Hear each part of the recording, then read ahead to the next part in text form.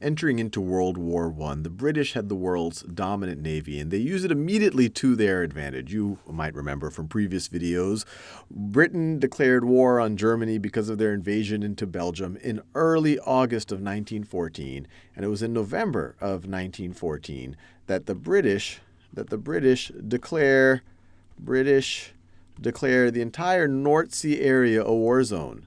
Declare North Sea a war zone, which essentially is telling any ship, come here at your own risk. You might be destroyed, and especially you're not allowed to carry any contraband. But they included food as a contraband. So this essentially began the blockade of Germany and Austria-Hungary. So this is the blockade of the Central Powers. And this had major implications for the war. It continued throughout the entire war. It essentially caused the Germans, or the Central Powers, especially the Germans and the Austrians, to have to ration food. We're talking about 1,000 calories a day. You could look at the number of calories in your average Big Mac and think about how little food that was. And there's many estimates of what that caused. That obviously made it hard for the Central Powers to get war munitions and things like that, but it also made it very difficult for them to get food. And there are estimates that this war, this rationing, this inability to get food led to malnutrition, even led to starvation. And there's estimates that this might have led to in excess, so we're talking about in excess of 400,000 civilian deaths, either directly or indirectly due to malnutrition or starvation. Civilians dead amongst the Central Powers. So this was a pretty serious tactic that was undertaken. Now, the Germans did not have as dominant of a navy. Most of their navy was actually focused right off of the coast of Germany, right around there in the North Sea. But they also wanted to disrupt trade with the British. They recognized the British Isles, they're islands. They're dependent on trade for food and for supplies.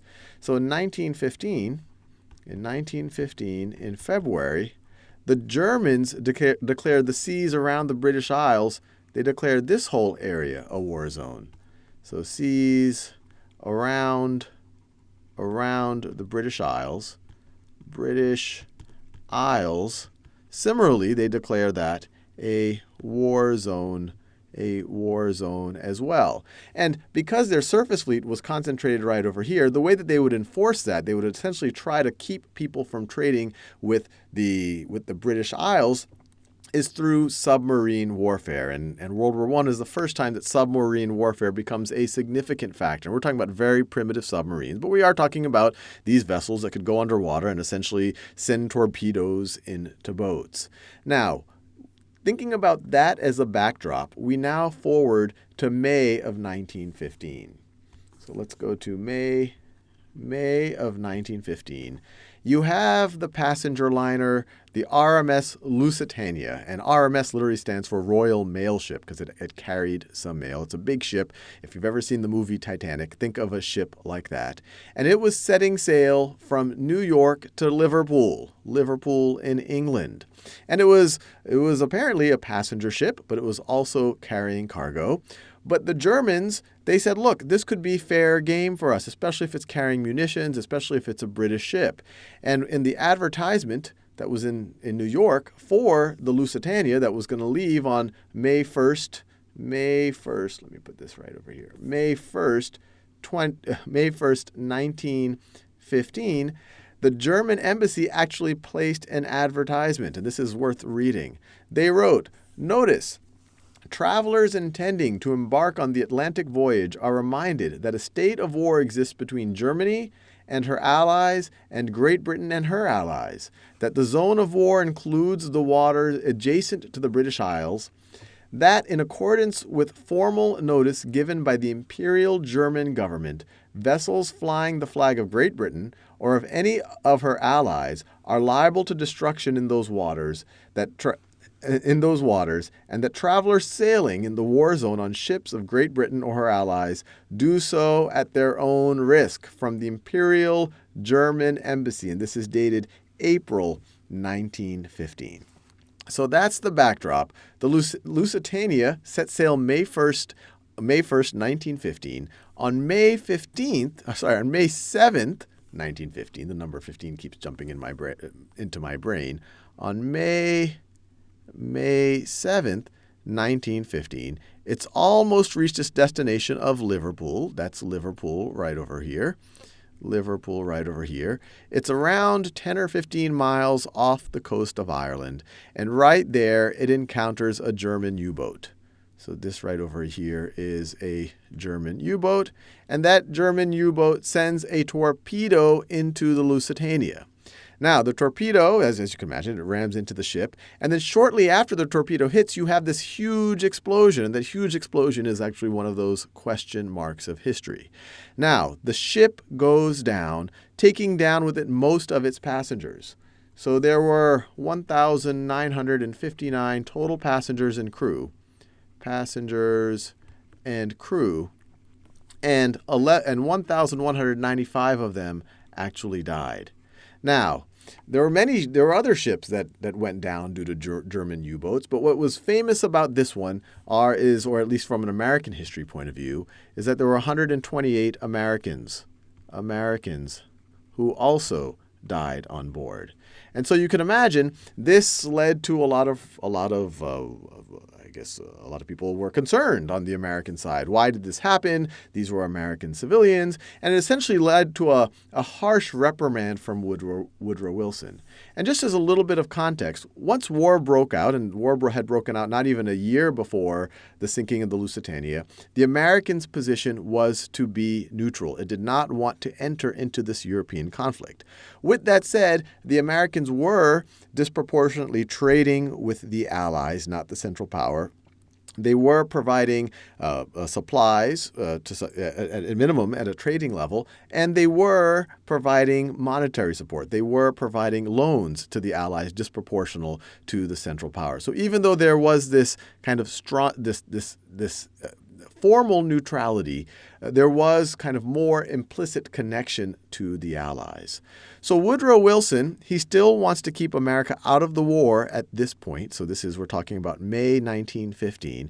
And so he essentially just sends a stern warning to the German Empire, says you must apologize, you must take action to prevent this type of thing happening in the future. And the German Empire actually complies. On September 9th, let me write this on the timeline.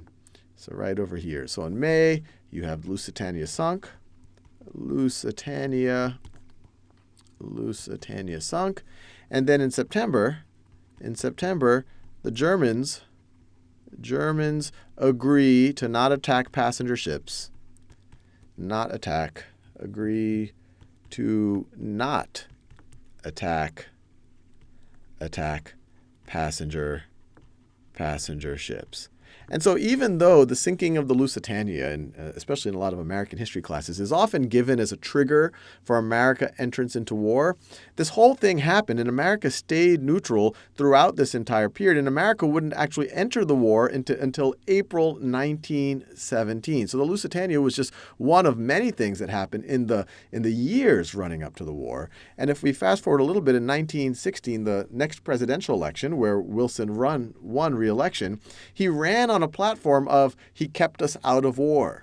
So kept us out of war. So the sinking of the Lusitania was a significant event. It was, one could argue, because the Germans did not want the U.S. to enter on the side of the Allies. It was why the Germans agreed to loosen up, at least for a couple of years, on their U-boat campaigns. As we'll see, once we get into 1917, the Germans, out of desperation, start to become more aggressive on their U-boat attacks again, which is one of the catalysts that drive the U.S. that the U.S. claims drove them into World War I. But with that said, just as a little bit of context, and oftentimes when we look back at history, we always make it seems very cut and dry. It seems obvious. Oh, yes, we had to go to war, et cetera, et cetera. I have a few quotes here from from William Jennings Bryan, who was Woodrow Wilson's Secretary of State. And a few of these are pretty telling. So this first one is September 1914. This was before any of the stuff happened with Lusitania, but war had broken out in Europe. And he had this message that he wrote to Woodrow Wilson to essentially advocate why we should stay out of the war and why there should be some type of mediation to try to get the war to end as opposed to just letting it run its course. And he wrote to Wilson, "It is not likely that either side will win so complete a victory as to be able to dictate terms. And if either," and this is the interesting side, this is the interesting and strangely foreshadowing, "and if either side does win such a victory, it will probably mean preparation for another war. It would seem better to look for a more rational basis for peace." Now, the other quotes here, and this is kind of the question mark around that second explosion. William Jennings Bryan wrote, "Ships carrying contraband should be prohibited from carrying passengers. It would be like putting women and children in front of an army." And so this is one of those big questions of history. It was known that the Lusitania was carrying light ammunition. So it was carrying light munitions. Now, the Germans claimed that it was actually carrying heavy munitions, and to some degree, that second explosion tends to back that up. And there was all sorts of shady things about a lot of the cargo that the Lusitania was carrying, even though they claimed that it was kind of these perishable goods. It wasn't being kind of stored in a refrigerated part of the ship. And so there was reason to believe that it was carrying actually heavy munitions, and that second explosion seems to point in that direction as well. And then even after World War I, the British Navy actually spent multiple times trying to destroy the wreck of the Lusitania, and some people say in order to maybe get rid of some evidence that it was actually carrying far more munitions and maybe was, from the Germans' point of view, a fairer target than was actually made out. So regardless, it's a very interesting incident, not necessarily directly tied to America's entrance into World War I, but it is one of many events. And this whole idea of blockades and German U-boats against civilians, this was something that was a cause of repeated concern for the Americans.